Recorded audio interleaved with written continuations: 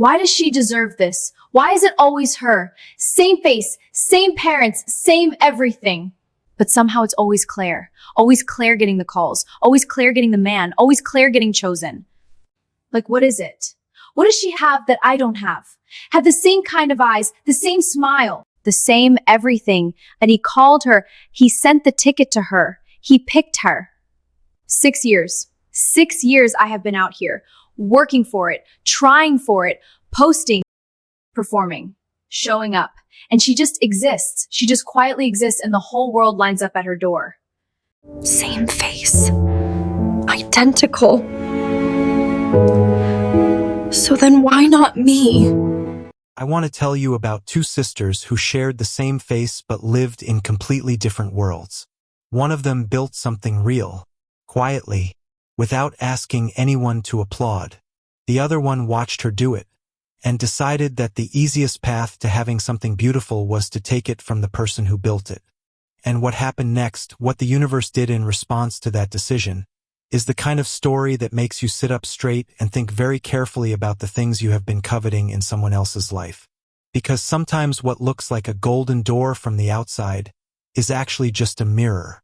And when you walk through it, all you see is yourself. Stay with me, because this story starts in a small town in Georgia. And it ends at a wedding reception where one sister is slow dancing with the man she loves, and the other one is refilling the bread baskets. Hit subscribe right now if you are new here. Drop in the comments where you are watching from.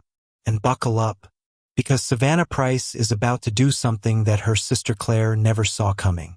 And neither will you. Clover Falls, Georgia. Population 28,000. The kind of town where the 4th of July parade shuts down Main Street and everyone knows which family brings the best potato salad to the church picnic and which family brings the store-bought version and lies about it. In Clover Falls, the Price sisters were a known quantity. Claire Price and Savannah Price. Identical twins. 29 years old. Same dark blonde hair. Same blue-gray eyes. Same small upturned nose their grandmother called the Price nose. As if their family had patented it. Same height. Same laugh even when something caught them genuinely off guard. From a distance you could not tell them apart. From up close it took about 20 seconds. Because Claire and Savannah Price were identical the way a diamond and a cubic zirconia are identical. Same shape. Same shine from certain angles. Completely different in every way that actually matters. Claire was a physical therapist at Clover Falls Rehabilitation Center. She had been there for 5 years. She specialized in post-surgical recovery, the long, unglamorous, deeply personal work of helping people relearn how to use their own bodies after something had taken that ability from them. She was patient in a way that could not be performed because it showed up on the hard days too. The days when a patient was frustrated and frightened and took it out on whoever was closest. Claire absorbed it without flinching and came back the next morning the same way she had left. She drove a 7-year-old Jeep with 94,000 miles on it. She had a vegetable garden in the backyard of her rental house that she tended on Sunday mornings before church. She called her parents every Tuesday evening without being asked. She had a group of 4 close friends she had kept since college, the kind of friendships built on actual history rather than proximity and convenience. She was not exciting in the way that photographs well. She was exciting in the way that matters, the kind of person who makes every room she is in feel slightly more like somewhere worth being. And she was, quietly and without drama, deeply happy. Savannah Price was a different story. Savannah was beautiful in the way that she was very aware of. She had turned her face into a career or tried to. She had a lifestyle blog called Savannah State of Mind that had plateaued at 23,000 followers 2 years ago and had not moved since despite her best efforts. She did brand partnerships for teeth whitening kits and meal delivery services and a shapewear company whose products she privately found uncomfortable. She attended events she was not invited to buy, standing near the entrance looking like she belonged there. She had a credit card balance she referred to as an investment in her brand, and a savings account balance she never discussed with anyone. Savannah wanted the life she believed she deserved. She had a very clear image of it, the travel, the wardrobe, the man, the followers, the lifestyle. What she did not have was a clear plan for building it that did not involve someone handing it to her. She had been waiting to be discovered for 6 years. Discovery had not arrived. What had arrived, instead, was her sister's good news. Before we go any further, I want to ask you something directly. Have you ever watched someone close to you, someone you grew up with, someone who shares your blood, get something you wanted? And have you felt, in that moment, the particular ugliness of genuine envy? Not the surface level good for her that you say out loud. The real thing underneath it? Drop a comment below. Because what Savannah feels when she hears Claire's news, and what she decides to do about it, is going to test everything you think you know about how far jealousy can take a person. It started with a phone call on a Tuesday night in March. Claire was in her kitchen making dinner when her phone rang. She saw the name, James Whitfield, and turned off the stove because she knew this call deserved her full attention. James Whitfield was 35. He was a marine biologist and research station director based on a remote island off the coast of Norway called Svalbard, a place so far north that the sun did not set for 4 months in summer and did not rise for 4 months in winter. He ran a small team of 6 researchers studying Arctic marine ecosystems. He had a small staff house on the research station and a rescue dog named Kodiak and a library of books he had read twice each. He and Claire had met at a conservation conference in Atlanta 14 months ago. She had been there with a colleague who was presenting a paper on aquatic physical therapy for injured marine mammals, an intersection of her work and his world. They had been seated at the same dinner table. They had talked for 5 hours and missed the evening keynote entirely without noticing. He had called her 3 days later. They had been talking ever since. James Whitfield was not smooth. He was not a performer. He said what he meant and meant what he said and had very little patience for the gap between those two things. He was funny in the dry, specific way of someone who observes everything and comments on nothing until the moment it counts. He had strong opinions about marine conservation policy and weak opinions about everything else and was fully aware of both. Claire had never met anyone who made her feel so completely, uncomplicatedly seen. "I want to ask you something," James said on the phone that Tuesday night. "And I want you to know I have been thinking about how to say this for 3 months, and I still don't have the perfect version, so I am just going to say the honest version instead." "Okay," Claire said. She sat down at her kitchen table. "I want you to come to Svalbard. I want you to see where I live and what I do and what the light looks like here at midnight in July. I want you to meet Kodiak. I want to cook you dinner in my actual kitchen instead of describing it to you over the phone." "James, I'm not finished. I want all of that. And I also want to ask you in person, in the place where I have built my life, whether you would consider building one with me. I know that is a large ask. I know Norway is not Georgia. But I have been trying to imagine my future for the past year, and every version of it that feels right has you in it." Claire was quiet for a long moment. Then she said, "When do I fly out?" She told Savannah that same night. Savannah was in the living room of the apartment they shared. Claire's apartment, practically speaking, her name on the lease, her couch, her curtains. Savannah had moved in 18 months ago when her own lease had ended and her savings had not been sufficient to start a new one. She was going to stay just a few months. She was still there. Claire sat across from her and told her everything.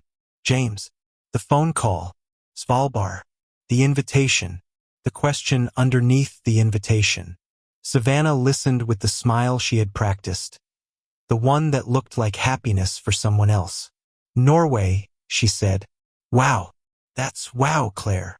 I know. He's the marine biology guy. The one on the island. Research station. Yes. And he wants you to just fly out there? To Norway. He sent the ticket already. I fly out Friday." Savannah's smile did not change, but something behind her eyes did. "That's so great," she said. "I'm really happy for you." She was not happy for her. She was calculating. Now here is what you need to understand about what is happening inside Savannah Price's head in this moment. She is not just jealous of the man. She is not just jealous of Norway. She is jealous of the specific quality of what Claire has, the thing she cannot replicate or purchase or filter into existence. Person who chose her, not for her aesthetic, not for her follower count, not for what she projected, for who she actually was. And Savannah, who had built her entire identity on projection, who had spent 6 years curating an image of a woman worth choosing, had never been chosen like that. And it was eating her alive. So she did what people do when they cannot build something real fast enough. She decided to steal the real thing. The plan formed in Savannah's mind over 48 hours. It was helped considerably by one fact she kept returning to. They were identical. Same face, same voice close enough, same height, same coloring, same mannerisms from a childhood spent in the same house learning from the same parents. James had seen Claire on video calls, but video calls had limitations. Lighting, angles, the specific way a person presented themselves to a screen. In person was different, but Savannah had been performing a version of herself for 6 years. She could perform a version of Claire. She told herself it was temporary, just to see what it was like, just to meet him, just to see the life. She would come back. She would confess. It would be fine. Nobody would get hurt. She told herself all of this while she was doing something she told herself she was not doing. Thursday night, Claire had packed her bag, the practical carry-on she always used, organized with the particular efficiency of a woman who was comfortable in her own decisions. She had gone to bed early because her flight was at 6 a.m. Savannah waited until the apartment was quiet. She had done 2 things that afternoon that she had not told Claire about. The first, she had gone to the pharmacy and purchased a specific sleep supplement. The kind that dissolves in liquid. The kind that takes effect in about 20 minutes and produces a deep, disorienting sleep that lasts 6 to 8 hours. The second, she had found Claire's travel folder. The one with the printed itinerary, the gate information, James's address on the research station, and the confirmation code for the ticket. She made Claire a cup of chamomile tea and brought it to her room. "You should sleep well tonight," Savannah said. "Big day tomorrow." "Thank you, Save," Claire said. She drank the tea. 20 minutes later, she was deeply, heavily asleep. Savannah stood in the doorway of her sister's room for a moment, looking at her. Then she turned away. She took the travel folder. She took the carry-on. She took the small jewelry pouch where Claire kept the bracelet James had sent her. Silver, simple. A small whale charm that she wore every day. Then she sat at Claire's desk and began to study. She read every text message in the thread between Claire and James. She read them twice. She took notes. His dog's name, Kodiak. His researchers' names. The name of the boat they used for field work, the Margaret. The book he was reading. The meal he had described cooking for her when she arrived. She studied Claire the way she should have spent 6 years studying herself. At 3:30 a.m., Savannah Price walked out of the apartment with her sister's bag, her sister's ticket, and her sister's life. She left a note on the kitchen counter. It said, "Went for a walk. Back soon." She left the front door unlocked. She did not look back. Now, I need to stop here and ask you something. Because what Savannah just did, beyond the legal implications, beyond the moral catastrophe, is something I want you to think about carefully. She studied her sister's relationship for 8 hours to prepare to steal it. 8 hours. Do you know what she could have built in 8 hours if she had studied her own life with that same intensity? That same focus? That same attention? The thing that was going to destroy Savannah Price was not her sister's good fortune. It was the 8 hours she spent learning to be someone else instead of becoming herself. Hold that thought, because Norway is about to teach her a lesson that no amount of studying could have prepared her for. The flight from Atlanta to Oslo was 10 hours with a connection in Reykjavik. Savannah handled the Atlanta airport with relative confidence. She had Claire's ID. They were identical enough that the photo matched without question. She had the confirmation code. She had memorized enough of Claire's mannerisms, the way she held her bag, the way she smiled at service staff, to get through without incident.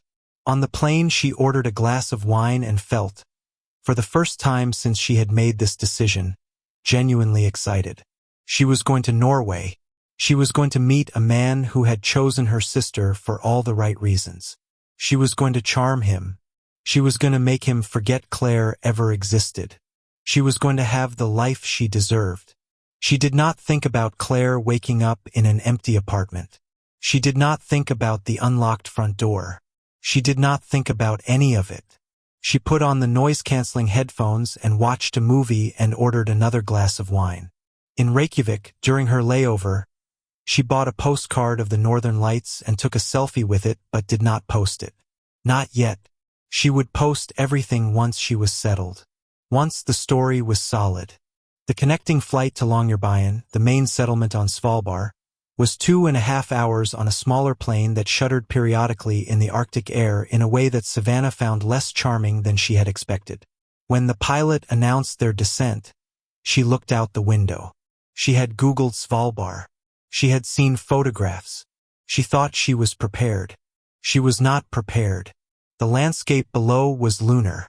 Mountains of black rock dusted with white. No trees could not grow this far north. No green. No sprawl of civilization. Just ocean and rock and snow and sky in colors she did not have names for. The airport at Longyearbyen was the size of a medium grocery store. Savannah walked through the arrival gate into a waiting area of about 40 people. She saw him immediately. James Whitfield was not what she had assembled in her imagination from Claire's descriptions and the 3 photographs she had studied on Claire's phone.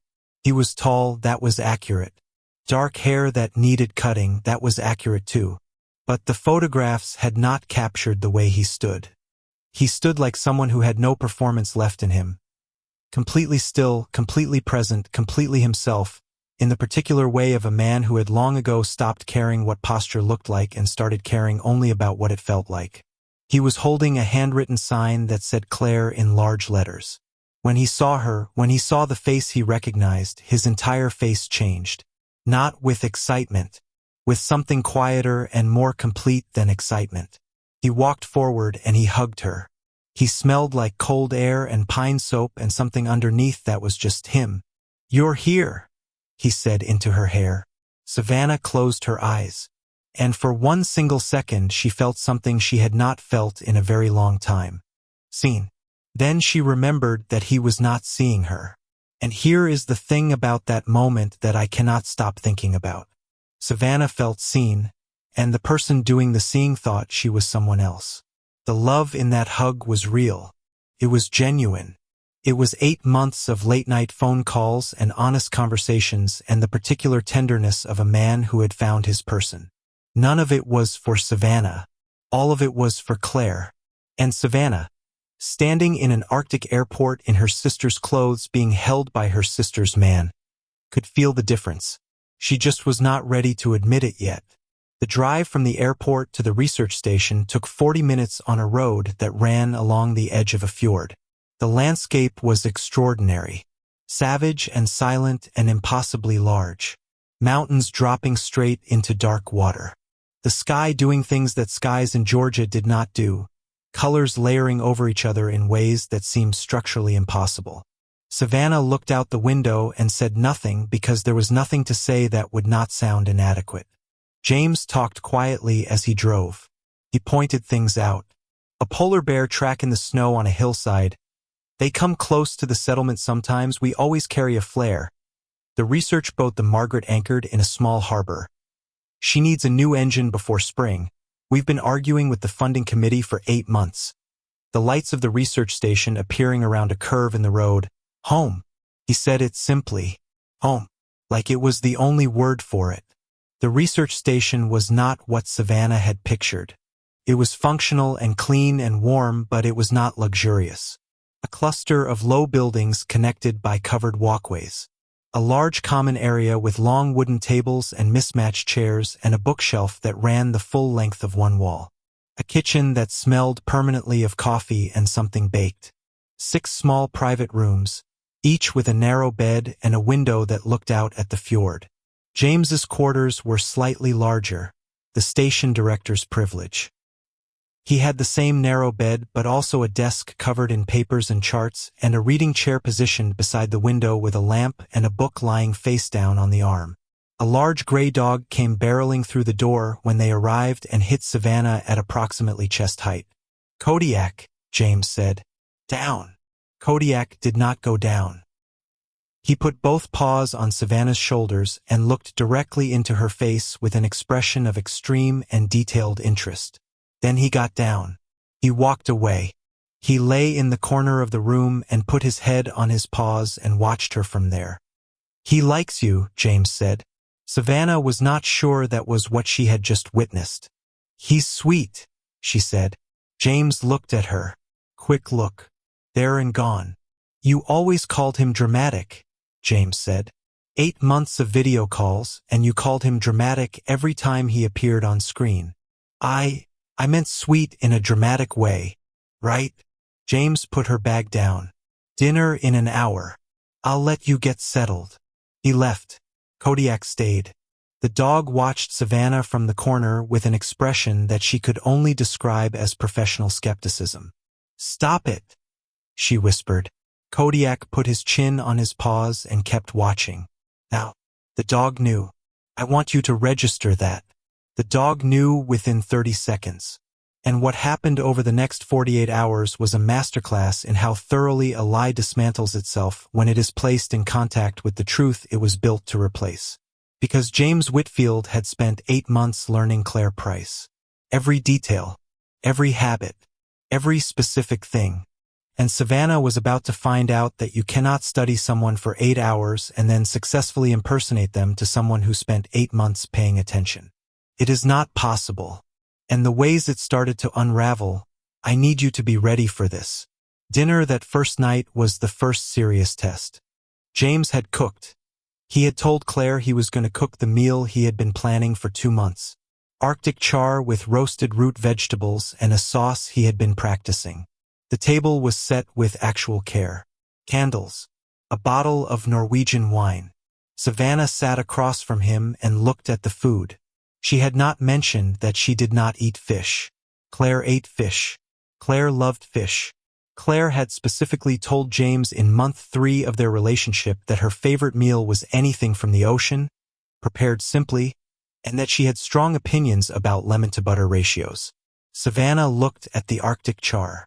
The Arctic char looked back at her. She picked up her fork. She took a bite. She chewed. She smiled. "This is incredible," she said. "You're very polite," James said.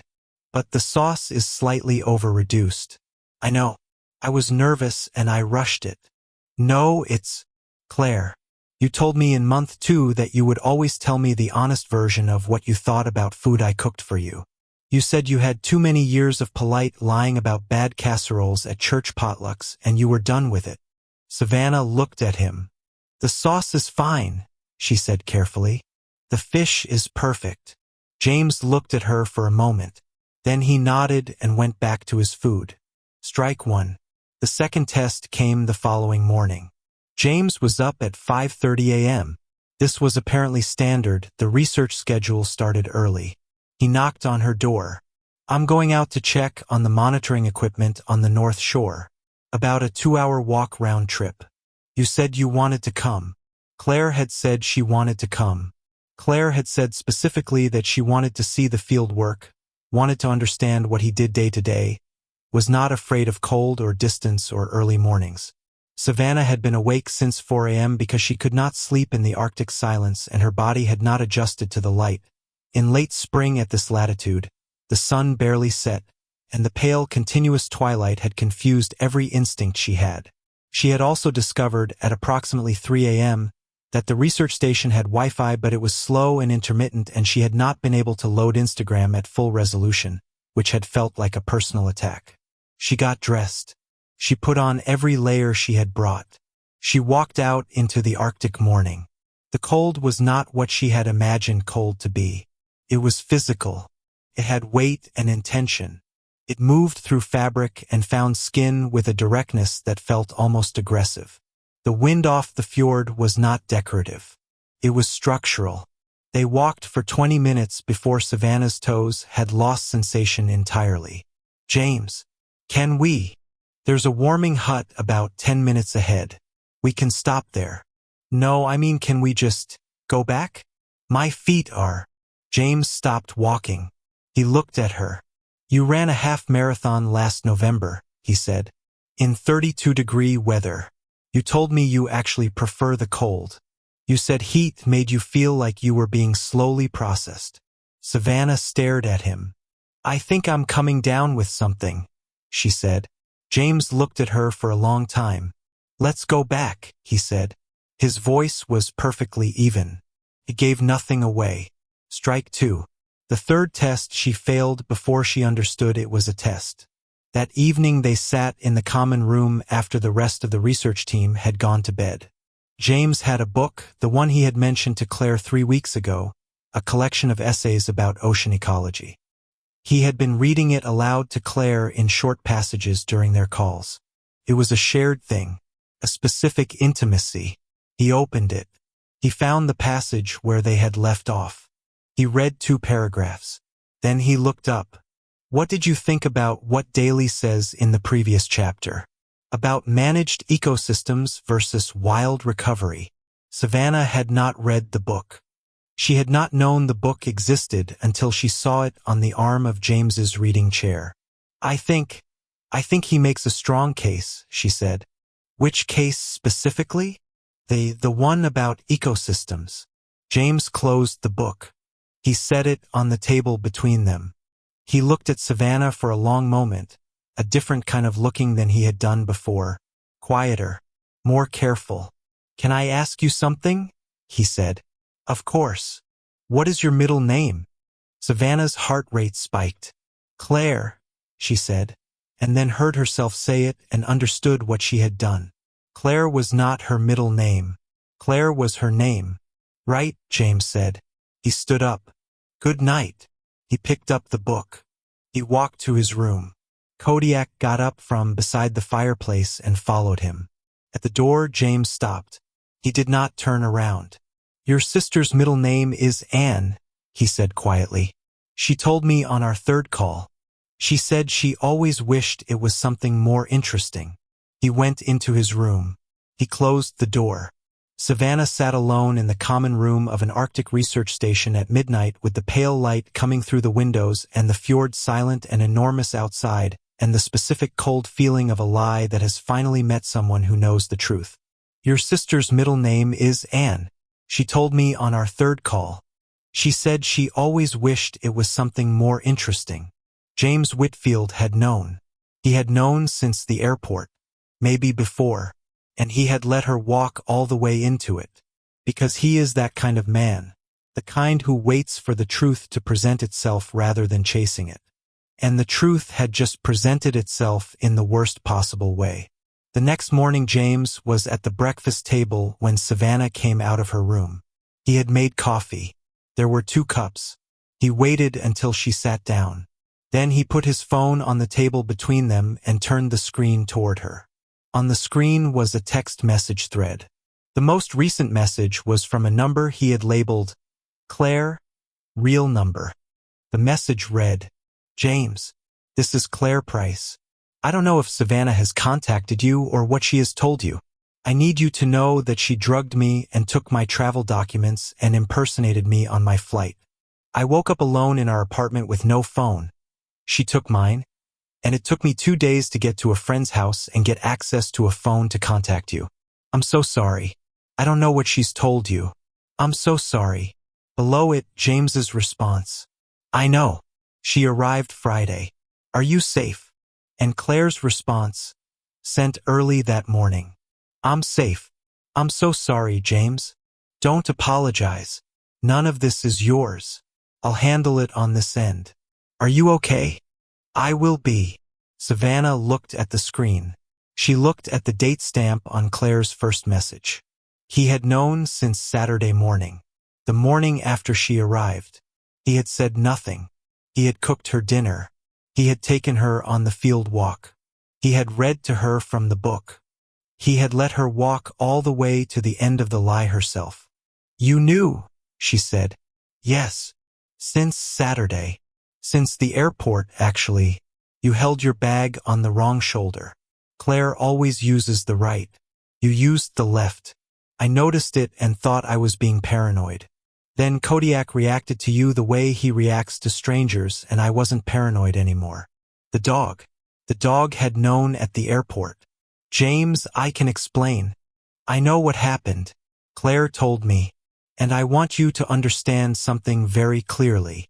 He picked up his coffee. I am not angry at you. Anger requires a relationship. We don't have one. What we have is a situation. And the situation is this: you are going to call your sister right now and speak to her. And then you are going to pack your bag.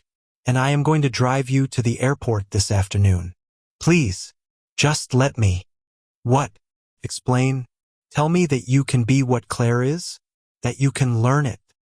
He looked at her with something that was neither cruelty nor warmth. Just clarity. Savannah, I spent 8 months learning your sister. Not what she looked like. Not what she projected. Who she actually is. When she's tired. When she's uncertain. What she does when something scares her. What she thinks about when she goes quiet. I know her. You borrowed her face.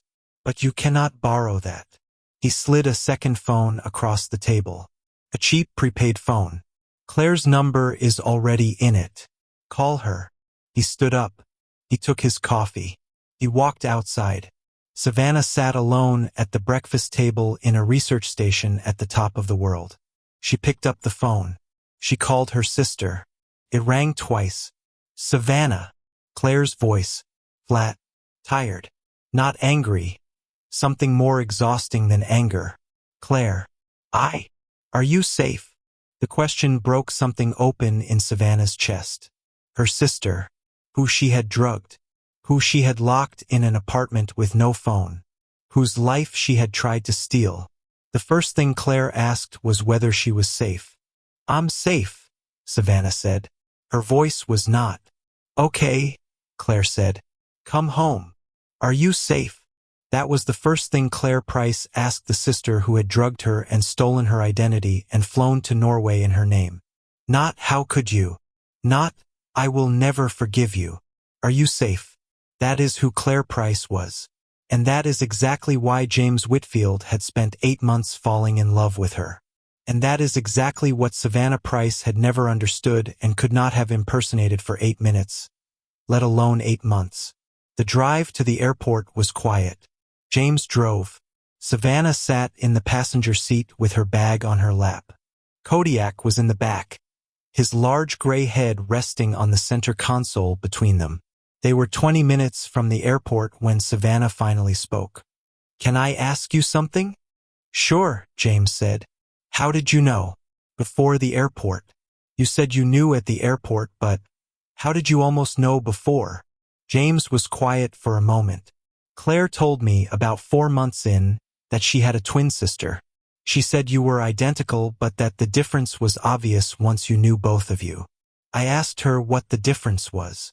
What did she say? She said, Claire is present. Savannah is performing. She didn't say it unkindly. She said it the way you state a fact. Savannah looked out the window at the mountains. She said that. She also said she loved you.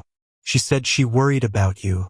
She said she hoped you found whatever it was you were actually looking for, because she didn't think it was the things you told people you were looking for. Savannah was quiet for a long time. She's right, she said finally, very quietly, like it cost her something. I know, James said. They drove the rest of the way in silence. At the departure gate, James handed her a boarding pass. A direct flight. Not a punishment itinerary. A direct flight home. James, she said. He looked at her. Take care of her, Savannah said. She deserves everything. James looked at her for a moment with something that might have been the very beginning of something like respect. I know, he said. I will. He left. Savannah stood at the gate with her bag. She thought about Claire waking up alone. She thought about Are You Safe? She thought about 8 months of someone learning her sister's specific gravity and loving what they found. She thought about 6 years of performing a life she did not have for people who were not watching as closely as she thought they were. She pulled out her phone. She opened Instagram. She looked at her feed for a long time. Then she closed the app. She did not post anything. And what happened when Savannah got back to Clover Falls, what Claire did and did not do, and what Savannah did in the months that followed, that is the part of this story that surprised everyone who was watching. Because the ending is not what you think. It is not a clean redemption arc, and it is not a simple punishment, and it is not two sisters hugging it out over sweet tea on the front porch. It is something more complicated and more honest than any of that. Stay with us. Savannah landed in Atlanta on a Thursday afternoon. She had no money for a cab. She had barely had money for the airport food she had eaten in Oslo during her layover. She called her friend Rachel, the only person in Clover Falls she trusted enough to call without having to explain everything immediately. Rachel came. She drove the hour from Clover Falls to Atlanta without complaint. She did not ask questions on the drive home.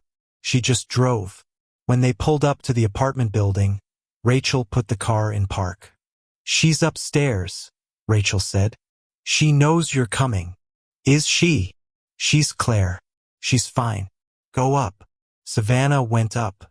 She knocked on the door of her own apartment, which said something about where she was standing and who had every right to open that door or not. Claire opened it. She looked at her sister, her identical face, the same blue-gray eyes, the same price nose, the same gap between the front teeth, but with something behind it that Savannah had never noticed before or had always noticed and refused to name. Steadiness. Savannah had always called it boring. She understood now that she had been wrong about what it was. "Come in," Claire said. They sat at the kitchen table, the same table where Savannah had brought Claire the chamomile tea. Neither of them looked at it directly. Claire spoke first. "I need to ask you something, and I need you to tell me the actual truth." "Okay. What were you looking for?" Not "how could you?" Not "I will never forgive you." Not "do you understand what you did to me?" What were you looking for? Savannah looked at her sister across the kitchen table that was not hers. "I don't know," she said, and for the first time in longer than she could remember, she was telling the complete truth. "I think you do," Claire said. "I think you've always known, and the knowing is what drives all of it." Savannah was quiet for a long time. "I wanted someone to choose me," she said finally. "The way he chose you, for the right reasons. Nobody has ever." She stopped. Claire looked at her sister for a long moment. "Nobody can choose you for the right reasons," Claire said gently, "if you never show them who you actually are." That sentence landed somewhere in Savannah's chest and stayed there. Claire did not press charges. She did not kick Savannah out of the apartment. She did not announce anything publicly. She did not weaponize the story. She set one condition. Savannah would get a job. A real one. Not content creation, not brand partnerships, not performing a lifestyle. Something that required her to show up the same way whether anyone was watching or not. Savannah got a job at the Clover Falls Recreation Center. Entry level. She taught beginner yoga classes 3 mornings a week and worked the front desk the other mornings. She made $14 an hour. She wore a polo shirt with the Recreation Center logo on it. She did not post about it for 6 weeks. Then one Tuesday morning she posted a single photo. No ring light. No filter. Just her in the polo shirt at the front desk with a cup of coffee, looking directly at the camera with an expression that was not performed. The caption said, "Trying something new. Showing up the same way whether anyone is watching or not. We'll see how it goes." It got more genuine engagement than anything she had posted in 2 years. She did not fully understand why for another 3 months. James came to Clover Falls in July. He was not wearing a suit. He was wearing what he always wore. Practical, clean, unremarkable clothes that had been chosen for function rather than appearance. He drove a rental car from the Atlanta airport to Clover Falls and arrived on a Tuesday evening when the Georgia air was thick and warm and smelled like cut grass and approaching rain. Claire met him at the door. They stood on the porch of the apartment building for a moment before he came inside. He handed her a small box. Inside was the ring, the simple gold band with the single round diamond, the one she had never gotten to put on. I held on to it, he said. I know, she said. She put it on her own finger this time. Savannah watched from the window of the apartment above. She had given Claire the bedroom that had been hers. She had moved her things to the smaller room without being asked. She watched her sister on that porch and felt something she did not have a practiced word for. Not envy, not bitterness, something closer to recognition of what was real, of what she had almost destroyed, of what she had never been willing to build. She stepped back from the window. She went to her room. She opened her laptop. She started writing. Not a caption, not content, just writing about what had happened, about Norway, about the dog who had known at the airport, about what James had said in the car, about what were you looking for, and nobody can choose you for the right reasons if you never show them who you actually are. She wrote for 3 hours. She did not publish it, but she saved it. Claire and James were married the following spring in Clover Falls. Small ceremony. The church Claire had attended since she was 7 years old. Her parents flew up from Florida. James's parents flew in from Boston. 26 guests. Wildflowers. The string quartet Claire had always imagined. Savannah was the maid of honor. She had asked Claire, 6 months before the wedding, if she still wanted her in that role. You're my sister, Claire said simply. Yes. At the reception, held in the garden of a local inn with string lights and a band that played both country and jazz and somehow made them feel like the same thing, Savannah gave a toast. She had written it and rewritten it 11 times. She stood up with her glass and looked around the room at the people who had shown up in the specific way that matters. Consistently, over time, without waiting to be asked. She looked at her sister. She said, I spent a long time wanting Claire's life. Specifically, comprehensively, embarrassingly. And what I understand now, what I had to go all the way to Norway to learn, is that you cannot want someone else's life. You can only want your own, and then do the hard, boring, unglamorous work of building it. Claire has always known this. She has been doing it quietly, right in front of me, for as long as I can remember. And I was so busy looking past her at the result that I never stopped to watch the process. If I had stopped to watch, I would have learned everything I needed to know. I would have saved myself a very cold trip to Scandinavia. And I would have started earlier on the only life that was ever going to fit me. My own. She raised her glass. To Claire and James. To the real thing. To the people who build it quietly without asking anyone to applaud. The room raised their glasses. Claire looked at her sister from across the reception and mouthed 2 words. Thank you. Savannah nodded. She sat back down. She picked up her bread basket and noticed it was getting low. She got up and refilled it. Nobody asked her to. She just noticed it needed doing and she did it. And that, small and unwitnessed and completely unposted, was the most honest thing Savannah Price had done in 6 years. Savannah Price went to Norway looking for a golden door. What she found was a mirror. And what the mirror showed her. In a 2-day masterclass delivered by an Arctic research station, a Norwegian wildlife vet, and a very perceptive rescue dog, was not who she wanted to be. It was who she actually was. And that, as painful as it was the beginning of something real. Here is what I want to leave you with today. The things we covet in other people's lives are never the things we actually need. What we need is almost always something we already have access to, the willingness to show up the same way whether anyone is watching or not. The patience to build something that does not photograph well in the middle stages. The courage to let people see who we actually are rather than who we have decided to perform. Claire Price never made a single viral post. She never had a ring light. She never had a brand partnership or an aesthetic or a content strategy. She had a 6-year-old Jeep with a dent in the bumper and a vegetable garden and 4 friends she had kept since college and a way of showing up that was exactly the same every single day. And she had a man who spent 8 months learning the specific weight of who she was and loved every ounce of it. That is not a life you can steal. That is not a life you can perform your way into. That is a life you build, one ordinary unwitnessed Tuesday at a time. Now before you go, I need to hear from you. What part of this story hit you where you live? Was it the airport moment when James already knew? Was it Claire's first question? Are you safe? After everything Savannah did? Was it the toast?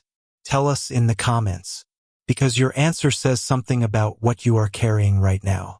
And we want to hear it. If the story moved you, share it. Send it to someone who needs to hear it today. Subscribe if you are not already here, because we have more stories coming that will make you feel every single thing. We will see you in the next one.